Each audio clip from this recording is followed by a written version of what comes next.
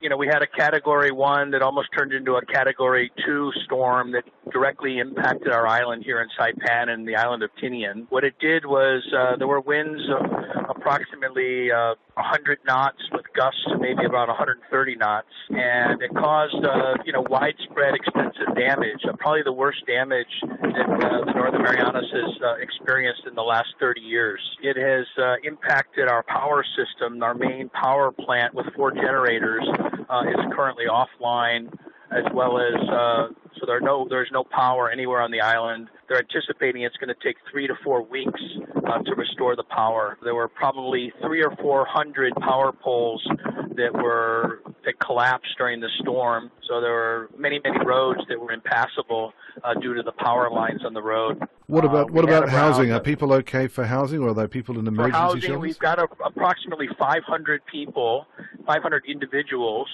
in government shelters right now.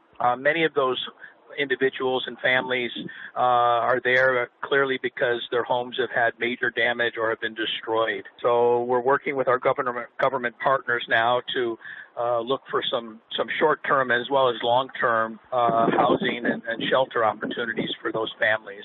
This sounds like it's had a particularly severe impact. You wouldn't think it would happen from a Category 1 or 2 storm. Yeah, it seems, we haven't really gotten the final statistics from our local U.S. National Weather Service, but I think that because the eye of the storm passed directly over the island, we were just more severely impacted than normally. I've lived in the region for 30 years, and I haven't seen a storm that's caused this much destruction, in all that time. There was a storm in 1986, Typhoon Kim. There was a super typhoon that really devastated the island, but I haven't seen something like this in a very, very long time.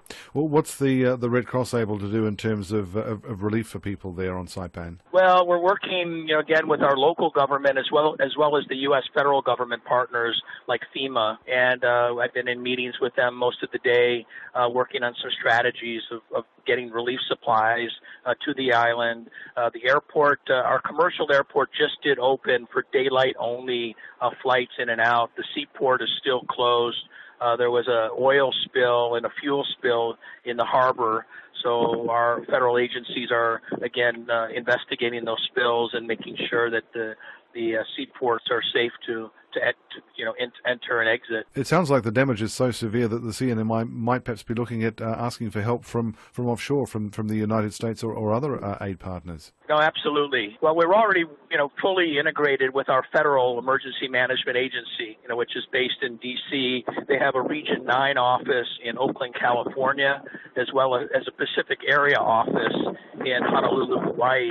And they already have perhaps 30 or 40 personnel on the ground here in the Marianas now. So the role of the Red Cross is really involved in the more the humanitarian side, the human side of providing families with relief supplies and food and water.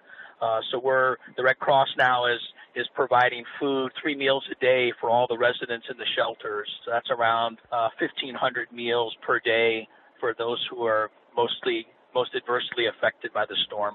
Well, speaking of the human side of things, I know there's been a price freeze ordered to prevent traders from ramping up the price of basic goods. Are some people trying to exploit the situation, or are people sort of trying to help each other out? The price gouging, that often does happen during disasters. I have not heard or have any knowledge of any of that going on here at this time, so that's a good thing.